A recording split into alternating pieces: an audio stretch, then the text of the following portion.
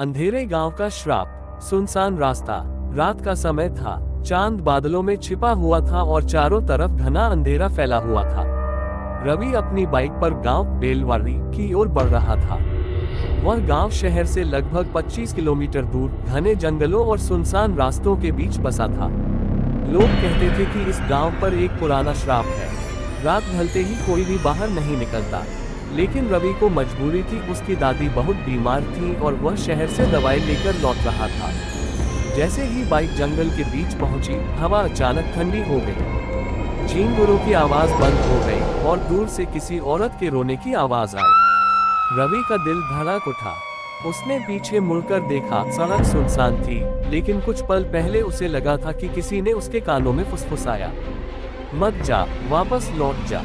गांव की सरहद। गांव के पास पहुंचते ही रवि ने देखा कि चारों तरफ वीरानी थी। कोई इंसान बाहर नहीं था। सारे घरों के दरवाजे बंद थे। बीच चौराहे पर एक पुराना पीपल का पेड़ था, जिस पर लाल रंग का कपड़ा और नींबू मिर्च लटका हुआ था। दादी के घर पहुंचने से पहले रवि ने अपने बचपन के दोस्त अर्जुन को देखा। अर्जुन ने तुरंत रवि को घर के अंदर खींच लिया और दरवाजा बंद कर दिया। तू पागल है क्या? इस वक्त बाहर कौन आता है? अर्जुन बोला। रवि ने हैरानी से पूछा, लेकिन क्यों? यहाँ ऐसा क्या है? अर्जुन ने धीरे से कहा, इस गांव में रात के समय वो औरत घूमती है जिसकी चीख सुनकर इंसान जिंदा नहीं बचता। रात को जब सब सो गए, रवि को नींद नहीं आई। बाहर से फिर वही रोने की आवाज आ रही थी। धीरे धीरे उसने खिड़की से झांका। चांदनी में उसे एक औरत दिखी। लंबे काले बाल जमीन तक झूल रहे थे, चेहरा ढका हुआ था और सफेद साड़ी खून से लाल हो चुकी थी। वह औरत पीपल के पेड़ के नीचे खड़ी होकर खाली आंखों से सीधे रवि की खिड़की की ओर देख रही थी। रवि की सांसें थम गई। तभी अचानक खिड़की खुद ब खुद खुल गई और ठंडी हवा का झोंका अंदर आया। औरत की कराहती आवाज कमरे में गूंज उठी, मुझे इंसाफ दिला दो, वरना कोई नहीं बचेगा। सुबह होते ही रवि ने अर्जुन से पूछा, ये औरत कौन है? हर कोई क्यों डरता है?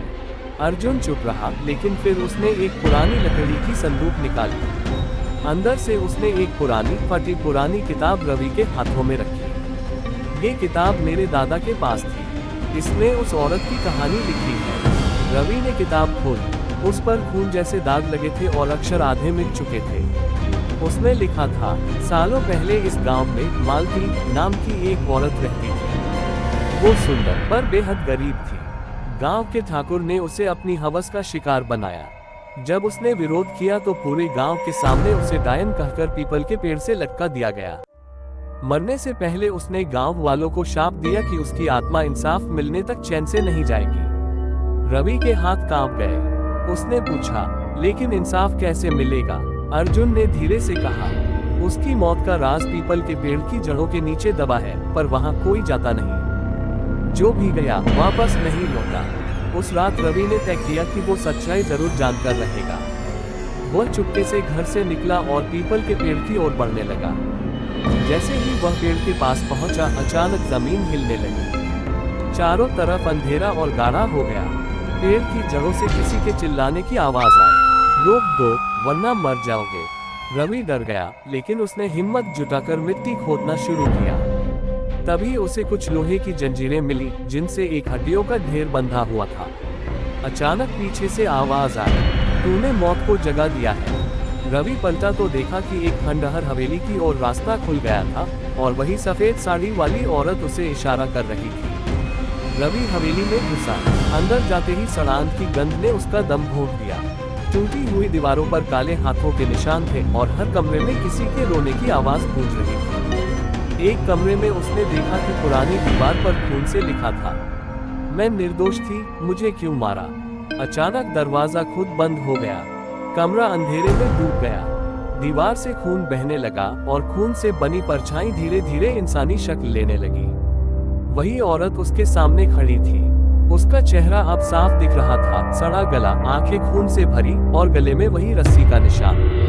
उसने चीखते हुए कहा, मेरा सच सबको बता, वरना ये गांव हमेशा लहूलुहान रहेगा।